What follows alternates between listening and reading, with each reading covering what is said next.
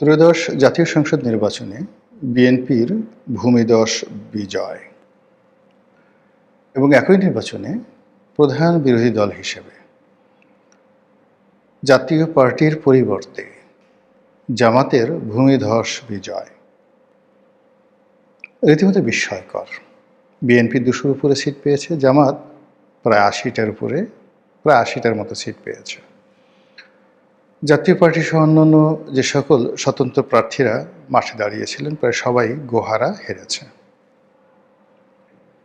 আমরা আওয়ামী লীগকে যারা খুব বড় একটি রাজনৈতিক দল, শৃঙ্খলাবদ্ধ রাজনৈতিক দল এবং ডেডিকেশন যাদের রয়েছে এই দলের প্রতি, এই সম্পর্কে যারা উচ্চ আশা পোষণ করতাম, আমরা ধারণা করতাম যে শেখ হাসিনার হুকুমের বাইরে, জয়ের হুকুমের বাইরে আওয়ামী লীগের একজন সিঙ্গেল ভোটার ভোট কেন্দ্রে যাবে না।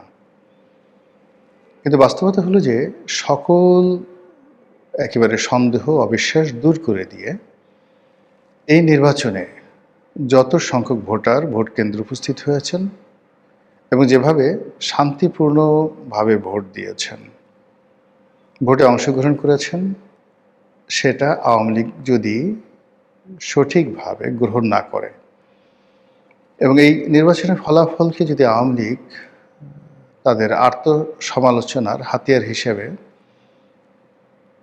তারা মূল্যায়ন না করে, তাহলে বহু বছর তাদেরকে উদ্ভ্রান্তের মতো ঘুরে বেড়াতে হবে। প্রকৃতির যে একটা বিচার, সেই বিচারের কারণে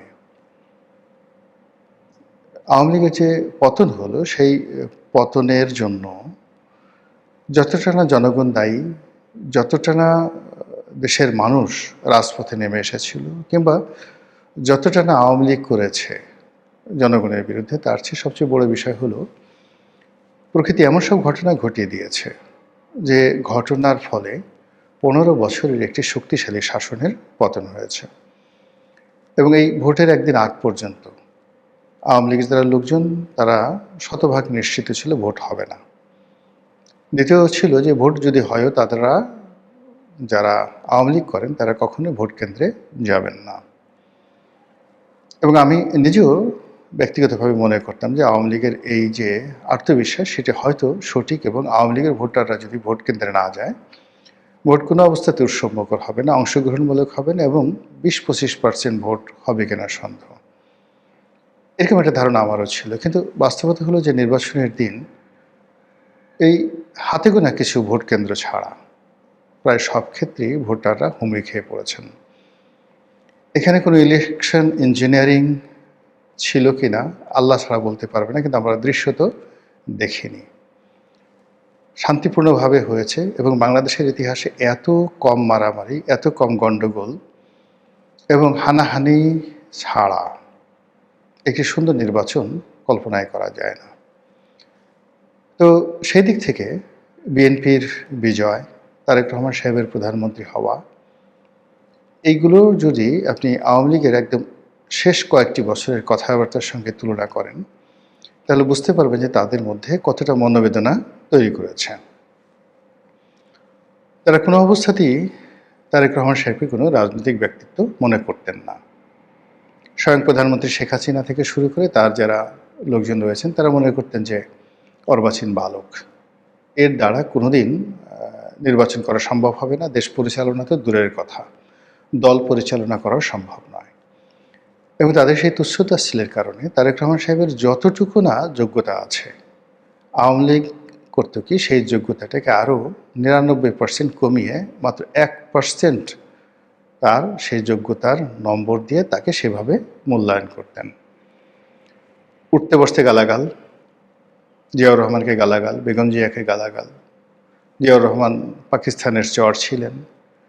তারপর তারেক রহমান সাহেবের হাওয়া ভবন, দুর্নীতি, অনিয়ম, যথেচ্ছার, যা নিয়ে আওয়ামী লীগের লোকজন যেভাবে কথাবার্তা বলেছেন, আপনি ওই সময় সংসদের যে কার্যপ্রণালী বিধি রয়েছেন সেগুলো শুনলেই বুঝতে পারবেন যে ওই সময়টিতে আওয়ামী লীগের নেতৃবৃন্দ, শেখ সেলিম থেকে শুরু করে অন্যান্য সিনিয়র নেতৃবৃন্দ, এমনকি তোফায়েল আহমেদ, আমির হোসেন আমু, মতিয়া চৌধুরী এবং স্বয়ং প্রধানমন্ত্রী শেখ হাসিনা বেগম জিয়া সম্পর্কে, জিয়াউর রহমান সম্পর্কে তারেক জিয়া সম্পর্কে কী সব কথাবার্তা বলেছেন।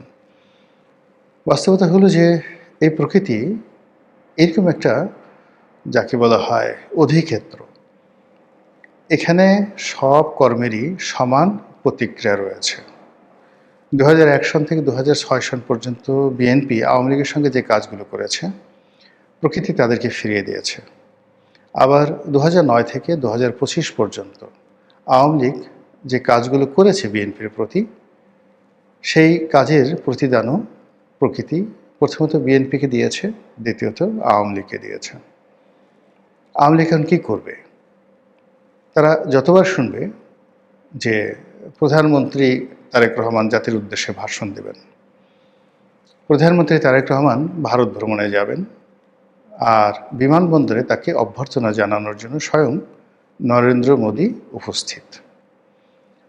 এ দৃশ্য যখন শেখ হাসিনা দেখবেন, তার লোকজন দেখবেন, তাদের কেমন লাগবে, কতটা কষ্ট তারা পাবেন। তারা কি তারেক রহমান সাহেবের যে সাহায্য, সহযোগিতা, অনুকম্পা, এগুলো নিয়ে বাংলাদেশে আসবেন, রাজনীতিতে পুনর্বাসিত হবেন? অথবা তারেক রহমান সাহেব যদি তার উদারতা ভুলে গিয়ে প্রতিহিংসা পরায়ণ হয়ে ওঠেন আওয়ামী লীগের মতো, এবং আওয়ামী লীগের লোকজনদেরকে তিনি তার গতানুগতিক বাংলাদেশের যে ট্র্যাডিশন, সেই ট্র্যাডিশন অনুযায়ী শাস্তি দেন, মামলাগুলো চালিয়ে নেন, যেগুলো আইসিটিতে মামলাগুলো চলছে সেই মামলাগুলো তিনি চালিয়ে নেন, এবং আওয়ামী লীগ যেভাবে বলতো ১/১১-র সময় যে মামলাগুলো হয়েছিল বেগম জিয়ার বিরুদ্ধে, তারেক রহমান সাহেবের বিরুদ্ধে, সেই মামলাগুলো আওয়ামী লীগ চালিয়ে নিয়েছিল এবং বলছিল আমরা তো এই মামলাগুলো দেইনি। এই মামলাগুলো ১/১১-র সময়টিতে যারা সেনা শাসক ছিলেন তারা দিয়েছেন। তো এখনও যদি তারেক রহমান সাহেব বলেন যে শেখ হাসিনার বিরুদ্ধে, আওয়ামী লীগের বিরুদ্ধে আমরা তো কোনো মামলা দেইনি, এই মামলাগুলো ডক্টর মোহাম্মদ ইউনূসের জমানায় হয়েছে, আর এখন বাংলাদেশের কোর্ট কাছারি স্বাধীন বিচার ব্যবস্থা রয়েছে, আমরা তো সেই বিচার ব্যবস্থায় হস্তক্ষেপ করতে পারি না। অর্থাৎ শেখ হাসিনার মুখের ভাষাগুলো, আইনমন্ত্রী আনিসুল হকের মুখের ভাষাগুলো যদি এখন তারেক রহমান সাহেব অনুকরণ করেন, একই কথা বলেন, তাহলে আওয়ামী লীগের জন্য কী পরিস্থিতি হবে? এক। ২ নম্বর হলো যে গত অল্প কয়েকদিনের মধ্যে আমরা তারেক রহমান সাহেবের বাংলাদেশে আগমন, যত দ্রুত তিনি সিদ্ধান্ত নিয়েছেন এবং দেশে আসার পর তিনি যেভাবে নিজেকে উপস্থাপন করেছেন এবং যতটা পরিশ্রম করে সারা বাংলাদেশ চষে বেরিয়েছেন, এতে নিশ্চিত করে বলা যায় যে ২০০১ সনের তারেক রহমান সাহেব এবং ২০২৫ সনের তারেক রহমান সাহেবের মধ্যে আকাশ এবং পাতাল পার্থক্য। অন্যদিকে ২০০৯ সনের শেখ হাসিনা কিংবা ২০২৫ সনের সজীব ওয়াজেদ জয় বা আর তারেক রহমান সাহেব এক জিনিস নয়। তার সঙ্গে রাষ্ট্রের ক্ষমতা, আন্তর্জাতিক মহলের সাহায্য এবং সহযোগিতা, সব মিলিয়ে আওয়ামী লীগকে তাদের নীতি, আদর্শ, চিন্তা, চেতনা, অঙ্গভঙ্গি, কথাবার্তা, রং ঢং সব কিছু পরিবর্তন করতে হবে। আদারওয়াইজ এই রাজনীতিতে তাদের ফিরে আসাটা সুদূর পরা হতো। ধরুন তারেক রহমান সাহেব তো প্রায় ১৭ বছর পরে এলেন। এখন জয় যদি ১৭ বছর পরে আসেন, জয়ের বয়স এখন প্রায় ৫৫ বছর, ১৭ বছর পরে জয়ের বয়স কত বছর হবে? ৬৫, ৭০, ৭২ বছর বয়স। ১৭ বছর পর শেখ হাসিনা কতদিন থাকবেন? আল্লাহ তো ন্যায় বিচারক। তিনি বিএনপিকে যে কর্মের জন্য ১৭ বছর শাস্তি দিয়েছেন, আর আওয়ামী লীগকে সেই কর্মের জন্য যদি কম করে হইলেও ১৭ বছর বা ২০ বছর সাজা দেন, তাহলে এখন যারা আছেন তারা কোথায় থাকবেন, কি বলবেন, কি করবেন ইত্যাদি অনেকগুলো বিষয়। আর এই যে আওয়ামী লীগের দুর্ভোগ এবং দুর্দশা, এটাকে সংক্ষিপ্ত করার জন্যে আওয়ামী লীগ যে কাজটি করতে পারে সেটা হল তওবা, অনুশোচনা, নিজের ভুল স্বীকার করা এবং জায়নামাজে বসে তাহাজ্জুদের নামাজ পড়ে মহান আল্লাহ রাব্বুল আলামিনের কাছে কান্নাকাটি করা, সুন্দরভাবে বলা যে হে আল্লাহ, তুমি আমাকে যে নিয়ামত দিয়েছিলে বা আমাদেরকে যে নিয়ামত দিয়েছিলে, আমরা সেই নিয়ামতের মর্যাদা রক্ষা করতে পারিনি। আমরা সম্মানিত মানুষকে বেইজ্জতি করেছি, আর অসম্মানিত এবং বাজে লোকদেরকে সম্মানের চেয়ারে বসিয়েছি। আমরা দুর্বৃত্তদের হাতে ক্ষমতা ছেড়ে দিয়েছি আর ভালো মানুষদেরকে নির্বাসনে পাঠিয়েছি। হে আল্লাহ, তুমি আমাদেরকে মাফ করে দাও, নতুন করে আমাদেরকে আবার একটি সুযোগ দাও। প্রতিটি মানুষ এভাবে যদি তওবা না করেন, আওয়ামী লীগের ফিরে আসাটা সত্যিকার অর্থে আল্লাহ কবে তাদেরকে মঞ্জুর করেন ফিরে আসাটা, এটা আল্লাহ ছাড়া কেউ বলতে পারবেন না।